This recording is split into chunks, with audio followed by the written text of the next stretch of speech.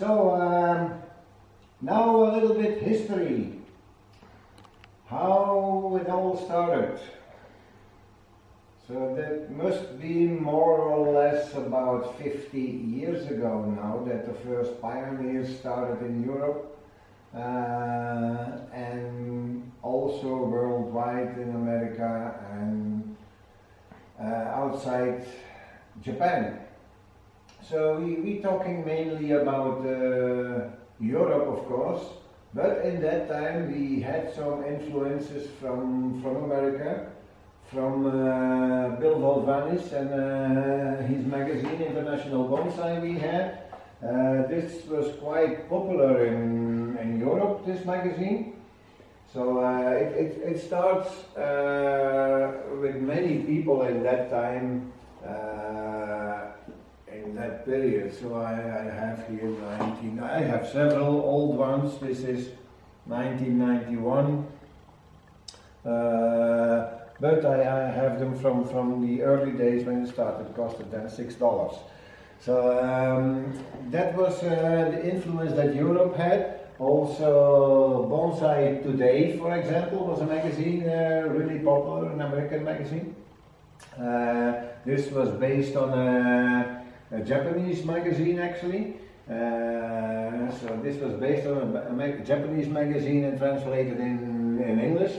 So also in Europe we have access to that. There were other magazines like Heidelberg had his magazine, his own magazine. That was in Holland. They had the Bonsai Blad and the Bonsai magazine, which now is Bonsai Focus actually. So in France they had. So we have some magazines all over that we could start with. I'm talking about early 90s.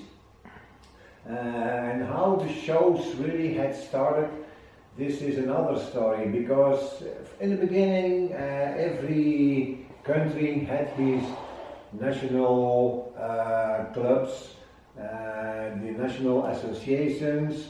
Finally IBA came around, and then the European Bonsai Association was started, so then they gave some exhibitions and came together, and okay, this was also progress.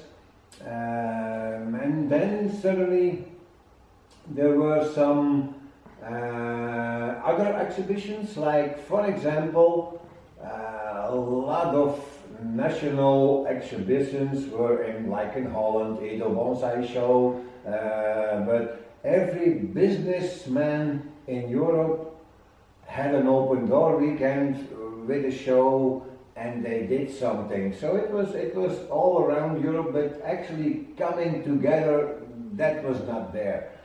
So everybody stays in his own country except when IBA did something, and for IBA it was just a little selected guys with a lot of time that could go, and all the others were not really into traveling. So then suddenly in Italy the Crespi family started something up. This was also mid-90s, begin 90s, mid-90s, that the Crespi Cup was started, and that was a little bit international. So when I participated the Crespi Cups, it was mainly Italian participants. I was there from Belgium, Hans van Meer was there from Holland, Václav was there from Czech Republic. So that there were several, like Walter was there for Germany. So the ones that like to travel participate. So this was actually the start of the international exhibitions. And then suddenly some people like Hans van Meer start to talk to me, why should you do not something here? You're more in the center in Belgium, and try to do it international. So this was finally in 1996 that I start to travel around with the idea, okay, we're gonna do something. But there was a big difference in people that cultivated bonsai, had a bonsai shop, and also the artists. There were a lot of artists that came up, a lot of talented people that came up. I'm talking about now like Kevin Wilson, and I can name many, Sandro Signeri, name them. How are we gonna bring those people together? So I start to travel and I contact most of the people myself in person and explain what I wanted to do, and this was the start actually in 1997 from the first Ginkgo Bonsai Award. So then in Europe the international bonsai scene was born, because they all saw each other, they all participated, and they all were really enthusiastic about what happened there. So bringing the best trees in Europe together was actually the target and was started. So this was an exhibition that we give every 2 years. So 2 years later the second one came, and then we could afford to do it by selections, because everybody was enthusiastic to come, so the big names were also our invitations, and they were there anyway. And there were many good trees that were ready. So I asked it to, in all the different countries, like all the different countries all over Europe, I had people that did the pre-selections where I could travel and make the final selection for the Ginkgo Award every 2 years. So that means it was the first exhibition was actually born in Europe, where you had to be selected to participate. So the standard was high. So this was actually the target, bringing the best trees together. In the same times, we put a lot of attention to the European potters. The European potter scene was also something that came up with a lot of talented people. I can name in one blink so many big names from that time, but if I forget one, they're gonna say, "Hey, you forgot me." So that's why I'm just without thinking. Brian Albright, Derek Aspinall, Dan Barton, Walsall, Gordon Duffett. So just the English names were already big. So there were worldwide. We also had our own potter. There was Peter Krebs in Germany. So that were really names that are still existing and mean something. So they have their own exhibition. They have their own part in the show. They have their own part in the book. And so we did the whole Ginkgo Bonsai Awards thing about 7 times. Every 2 years. That means 14 years we pushed Europe to the level of higher and higher and higher, and on a certain moment I say, okay, we have to stop now, because there was so much pressure, there was so much, and I was then on believing in that thing from, if we not stopping now, it's gonna be every 2 years the same. And then my question was to whole Europe, if people are ready to continue that kind of shows, I will always be there to help. So then Fred Chanel came up a couple of years later with the idea he gonna start Solieu up, and he came to me and he said, how is the best way to start something like that up? So I gave him all the information of my experience that I knew, and I helped him the first year with my whole truck of my private collection to make the start of his show and make it till what it is now. In the meantime, also the Nolanders Trophy was started, and this was growing and this was become bigger and bigger. And the time that the Ginkgo Award was stopping, the Nolanders could also continue and be bigger and bigger and bigger till what it is now. So here we are now. I think it must be more or less 25 years later than the first Ginkgo Award, and we have reached good results, and I am also doing it with all my heart, helping the Belgian Bonsai Association out with what we do now, with the pre-selections of the trees, and also keeping the level up. And I have to say, people like Christian, that travels a lot, has a lot of contact with many people all over the world, also to do the public relations. I must say that all the guys there, like Luke and Roald, I name them all, they do a lot of good work to bring every year this together, because you don't have to forget, doing a big exhibition every year is difficult. To come up every year with good trees. And there is also a difference in coming up with good trees made by artists, because we saw it in the beginning by the Ginkgo Award. There was a time that the trees came up, that people made it by themselves, their own creations. That was at the first Ginkgo Awards a normal thing. That were mainly people that, like the prize winners, like Luis Vallejo, was own creations, like Tony Tickle, own creations. So most of the prize winners created their trees. So for them it was really difficult every 2 years to come up with a new tree mature enough. And then certainly the import trees came also in the game, which is normal and acceptable, because also in Japan it's happening like that people buying a very beautiful tree, give it in the hands of a professional that can improve and maintain the tree and bring it to a certain level, an exhibition level.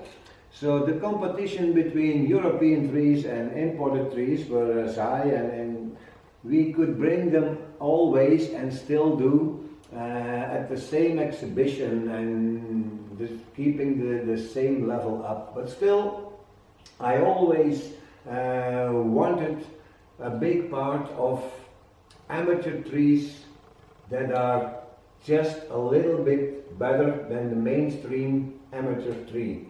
So there are always every year amateur trees that just sticking out with head and shoulders above all the others. Those are the trees that are really welcome to every exhibition. So those are the trees we were looking for, together with the professional trees, together with the import trees. Is it Korean, is it Japanese, is it Chinese, whatever. It's all good, and now we see more and more professionals being involved, and professionals advising their clients, professionals bringing the tree of a client from mid or low level till high class bonsai, and offer also the tree in a complete display. So this is the whole evolution that we saw now the past 25 years. And this is also became really strong, because I remember that certainly in one of, I don't know what year, I think it must be 2005 or something, that nearly a half airplane of Americans visit the Ginkgo Award, and they were so over it. And if we look now to America, we could do the other way around. If we are really are curious enough, it's worthwhile to travel over there, because what they're doing now is also keeping up the level and improving bonsai, the whole bonsai scene. Because I'm talking now in the 90s about, there was no internet, there were no movies, there were no, you could buy a video from Masahiko Kimura, you could buy a video from a demonstration of Dan Barton that burned his mustache or did something strange, but you not could say, okay, I have 5 minutes of my free time, I'm going to check what they do in Japan. This was not existing. So this is now, is it good? Maybe it's good, yes, but in that time we had more time to go to our trees in our free time and create something with our hands, because we spend less time behind paper or a desk or whatever. So this is the difference now, and the whole evolution is that we see now so many good trees, and the good thing is we coming now to the second and sometimes third generation of trees that we see back on a regular base.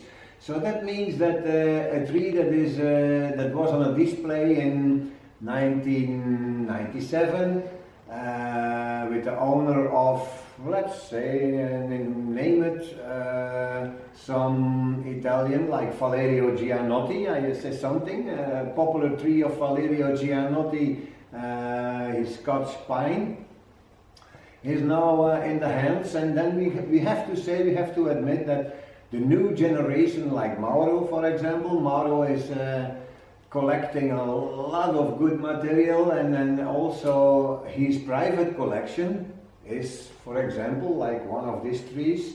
So this is the second generation tree already. And there are many trees in Europe like that we say, okay, this was a formal tree of that person, well known, and now it's in the hands of another good artist. So those trees are coming now to a really high class level. And also this is the meaning of bonsai actually, that the good trees staying in the circuit, because every good bonsai artist, every good bonsai enthusiast knew more or less where the good trees are and where they are going. This tree is sold to that person, and this tree was from that, and everybody knows from everybody, because we are not talking about thousands and thousands and thousands of good trees. We're just talking about, if we are lucky in Europe, we are talking about 500 good trees. 500 good trees that are circling around in Europe, that we say, okay, do you remember this one? Yeah, this is a popular tree. Well, this is what we're gonna try to find out in the next movies. What we are actually had in the past, and where the trees are, and how they are and look like now. So this is a little bit of a history about how it all started and where we are now, and this is the part that you never had to forget, that the pioneers that started, and all the people that started the big exhibitions, and all the people behind that doing now the big exhibitions, most of them, I think all of them, spend a lot of free time, spend a lot of extra money to organize all this. And they all do this for the best of bonsai, that many people can enjoy, that many people can go around and see, okay, this is fine, but still remember that wherever you are or whatever happens in bonsai community, that there are always people involved that spend all their free time to give you the best that you ever could see. So see you in a couple of minutes for the next movie, and we continue.